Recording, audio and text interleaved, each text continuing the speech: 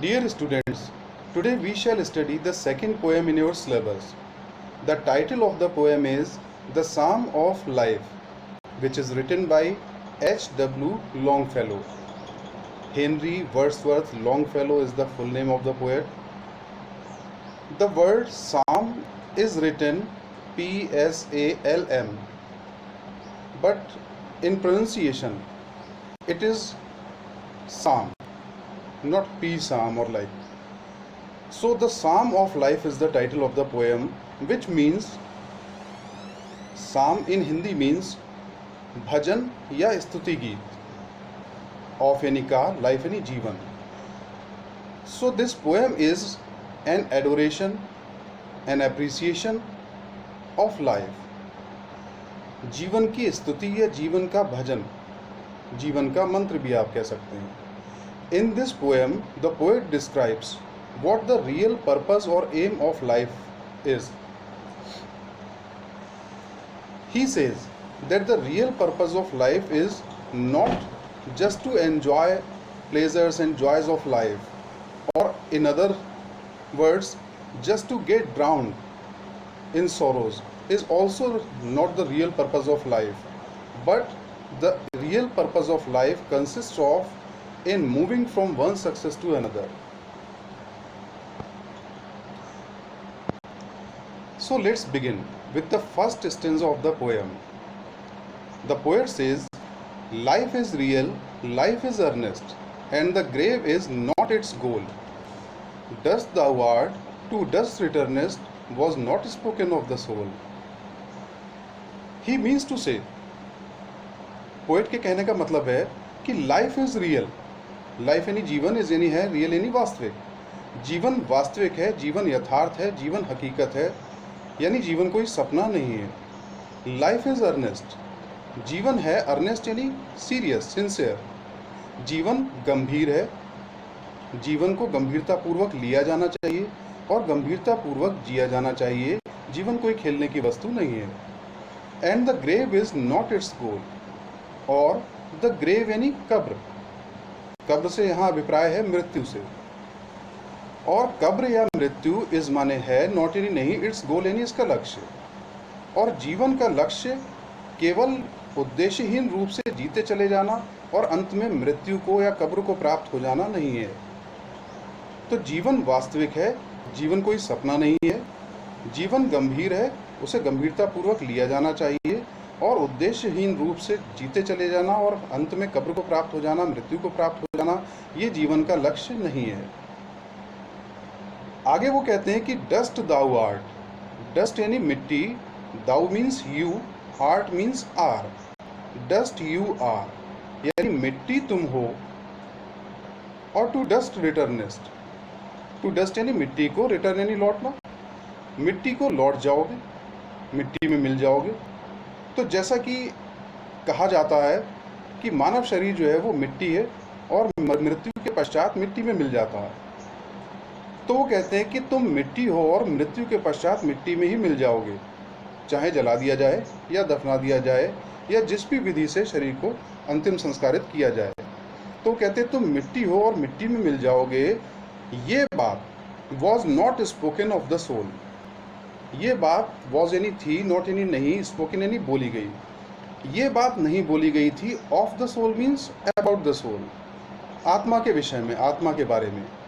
तो ये बात शरीर के विषय में कही गई थी, आत्मा के विषय में नहीं, क्योंकि शरीर नष्ट होता है लेकिन आत्मा नष्ट नहीं होती.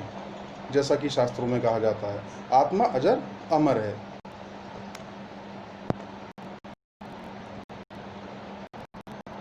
Dear students, here we continue with the poem The Psalm of Life from the second stanza onwards.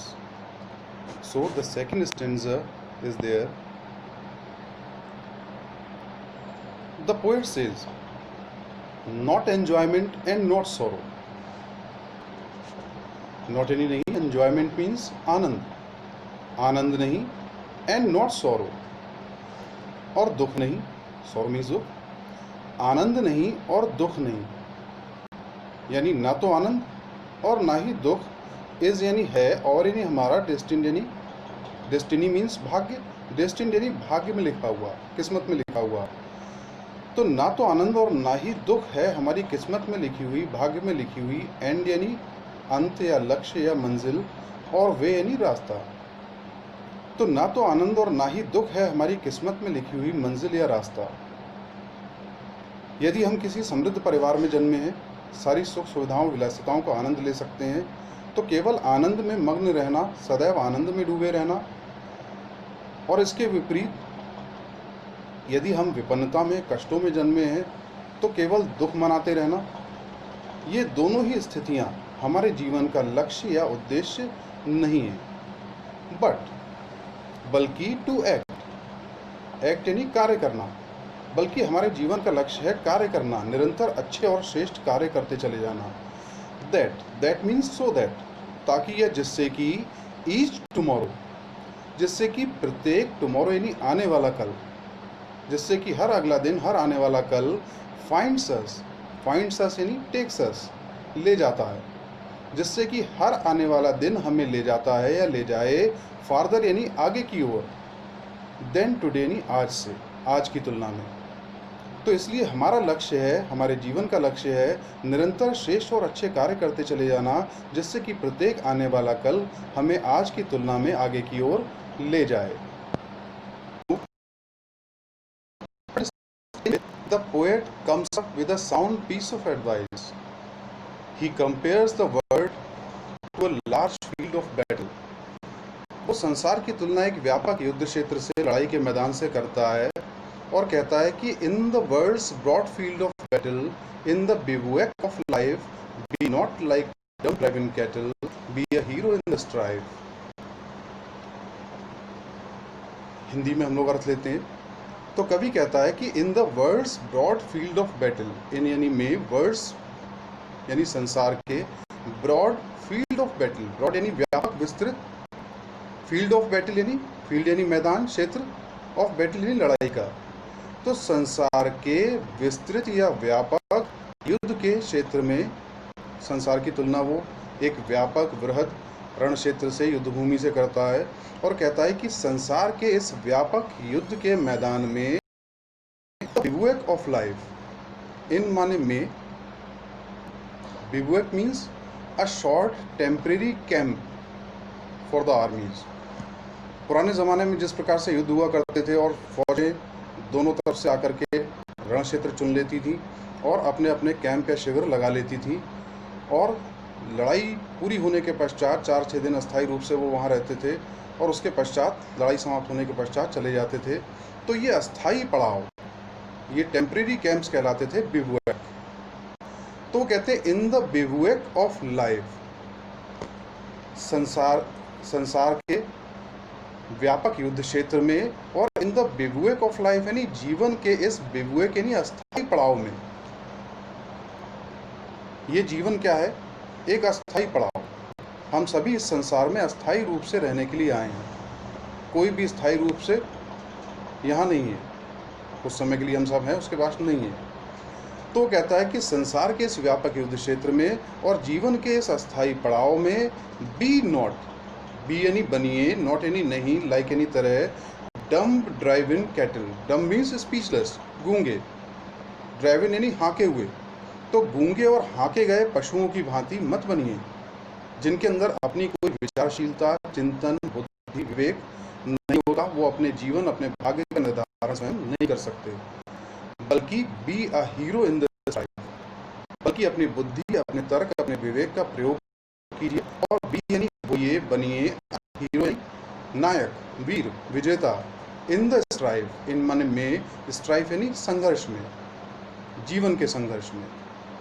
और जीवन के संघर्ष में वीर और विजेता की भांति वो खड़ी हुई है। धन्यवाद। Hello students, here we move to the fourth and the concluding stanza of the poem The Psalm of Life, in which the poet sums up with a practical and valuable instruction for us. If we have got an understanding of the first 3 stanzas of the poem, अगर हम पहले 3 पद्यांशों की अच्छी समझ विकसित कर चुके हैं, तो कवि आगे कहता है उन्हीं के संदर्भ में कि let us then be up and doing. Let us, let यानी आइए, अस यानी हम, देन यानी तो फिर, be up means get up, उठना, उठ खड़े होना। तो कहता है आइए हम उठ खड़े हों, एंड डूइंग, और डूइंग यानी वर्किंग, परफॉर्मिंग, और करते हुए कार्यशील बने, मेहनती बने, विद अ हार्ट। तो आइए हम उठ खड़े हों और कार्यशील बने, मेहनती बने, परिश्रमी बने, with a heart. Heart here refers to courage, साहस। तो कहता है कि हम एक ऐसे साहस, ऐसी हिम्मत के साथ उठ खड़े हों फॉर एनी फेट, जो कि तैयार हो सामना करने के लिए, any fate, fate means result या भाग्य, तो किसी भी भाग्य या किसी भी परिणाम का सामना करने के लिए तैयार हो। और still achieving, still pursuing, still means ever, always, और अचीव मीन्स हासिल करना, टू एक्वायर, और हमेशा हासिल करते चले जाएं पूर्व निर्धारित लक्ष्यों को। और स्टिल परस्यूइंग, और स्टिल मीन्स अगेन ऑलवेज, और हमेशा, परस्यूइंग मीन्स फॉलोइंग, अनुसरण करना, और हमेशा निरंतर अनुसरण करते चले जाएं नित्य नवीनतर लक्ष्यों का।